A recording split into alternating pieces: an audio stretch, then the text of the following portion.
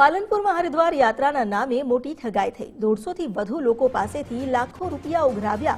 વ્યક્તિ દીઠ 5000 રૂપિયા વસૂલી છેતરપિંડી આચરવામાં આવી। યાત્રાની વ્યવસ્થા ન થતા ભોગ બનેલા અટવાયેલા રોષે ભરાયેલા લોકોએ પોલીસ મથકે ફરિયાદ કરી।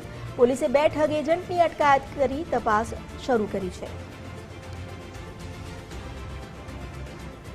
4-5 મેં પૈસા ભર્યા છે હરિદ્વાર જવા માટે। પેપરમાં પેમ્પલેટ પણ હતું અને પેમ્પલેટના હિસાબે અમે પૈસા ભર્યા છે। પણ શું છે કે અમને એવું લાગ્યું કે આ ખોટું જ લાગે છે, પણ છતાં અમે પૈસા આજે લેવા જવાના હતા, પણ આ લોકોને પોલીસ સ્ટેશનમાં લાવી દીધા એ લોકોએ।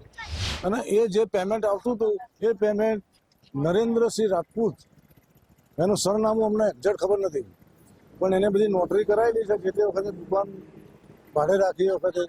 અને એક બીજો માણસ છે, એ 2 માણસો આવ્યા તારે મારા છોકરાને ખબર પડી કે નરેન્દ્રસિંહ રાજપૂત આ છે તો આ છે, એટલે અમને ફ્રોડ લાગ્યું, બરાબર। એટલે અમે જાગૃત થઈ ગયા।